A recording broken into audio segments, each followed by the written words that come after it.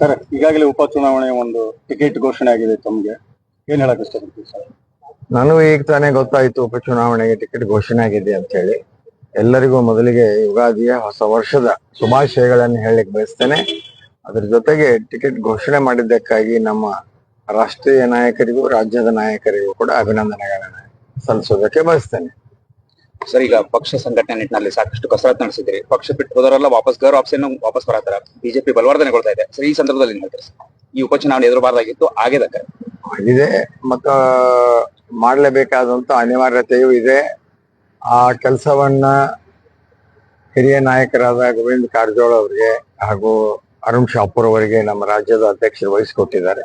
ಅವರು ತಮ್ಮ ಕೆಲಸ ಕಾರ್ಯವನ್ನ ಅವರು ಮಾಡ್ತಾ ಇದ್ದಾರೆ. ಸಂಘಟನೆಯ ಕೆಲಸವನ್ನ ನಾವೆಲ್ಲರೂ ಮಾಡ್ತಾ ಇದ್ದೇವೆ. ಸಾಹೇಬರು ನಾಮಿನೇಷನ್ ಯಾವ ಫೈಲ್ ಮಾಡ್ತಾರೆ? 23ನೇ ತಾರೀಕು ಸೋಮವಾರ ದಿನ. ಸರ್, ಯಾರೆಲ್ಲ ಬರ್ತಾರೆ? ಇನ್ನು ಈಗ ಟಿಕೆಟ್ ಅನೌನ್ಸ್ ಆಗಿರೋದ್ರಿಂದ ಗೋವಿಂದ ಕಾರಜೋಳ ಅವರು ಮತ್ತು ನಮ್ಮ ಜಿಲ್ಲೆಯ ಎಲ್ಲ ಶಾಸಕರು, ಹಿಂದಿನ ಶಾಸಕರುಗಳೆಲ್ಲ ಇರ್ತಾರೆ. ರಾಜ್ಯದಿಂದ ಯಾರು ಬರ್ತಾರೆ ಅನ್ನುವಂಥದ್ದು ಇನ್ನೂ ಗೊತ್ತಾಗಿಲ್ಲ. ಇನ್ಮೇಲೆ ಗೊತ್ತಾಗುತ್ತೆ. ಯಾರು ಬಂದೇ ಬರ್ತಾರೆ, ಯಾರಾದ್ರೂ ಬರ್ತಾರೆ. ಈಗ ಕಾಂಗ್ರೆಸ್ ನಲ್ಲಿ ಟಿಕೆಟ್ ಪರವಾಗಿ ತಾವು ಯಾವ ರೀತಿ ಹೋರಾಟ? ನಾವು ಬೇರೆ ಪಕ್ಷದ